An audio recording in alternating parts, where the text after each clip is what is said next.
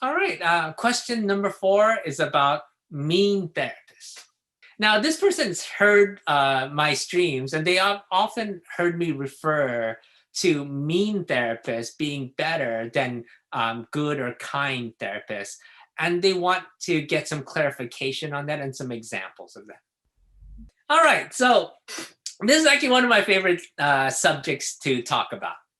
Because when you're working with kids, a lot of people, before they start working, especially with us, and they start realizing that all the kids that we work with, they're a lot smarter than most people give them credit for. Okay, most of our kids are really good at playing stupid. They're really good about playing one parent against the other parent, or one person versus another person.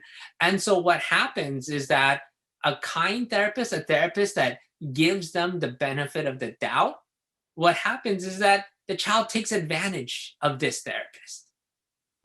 So what makes up a mean therapist then? Okay, so let's start with number 1. Number 1, they have high but realistic expectations of what they want the child to do. And 2, they create a very easy treatment environment for the child, meaning that they are good with reinforcement to the extent that the child knows when they've done something right, but they are excellent about towing the line, about making sure that there are very, very specific boundaries that if the child crosses, the child has to pay for crossing a line. So this is what a mean therapist looks like. When the child's behaving nicely, they're listening, they're putting good effort in, the mean therapist is really great about reinforcing the child. They're throwing them up in the air. They're making life really happy for the child when they're listening. However, if you do something wrong, there's a huge price to be paid. All right. So here's an example of what a mean therapist might do versus a kind therapist. So if you ask the child to clean up and the child refuses to clean up, they protest, they throw things, they do engage in a wide variety of inappropriate behaviors. What the mean therapist does is like they follow through, right?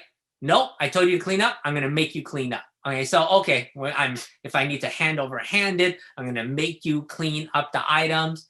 And then when you're cleaned up, what I'm going to do is I'm going to dump everything out again and make you do it on your own.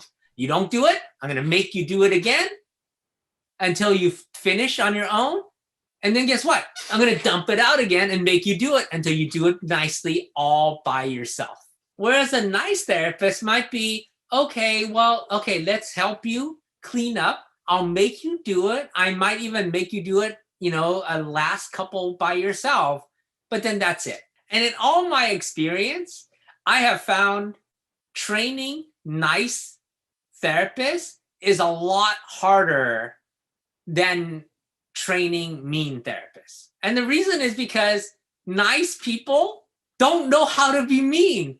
And so you have to train them for every situation so they can know, like, okay, this is how you're mean, or this is how you're going to be good at following through with this child, because their very tendency is just to be overly nice. Whereas a mean therapist, you can get them to pull back on their meanness. And it's a lot easier to get them, I don't think you need to do this part of it or that. It's a lot simpler and a lot easier to scale somebody back than to try to push them into areas where they're not comfortable.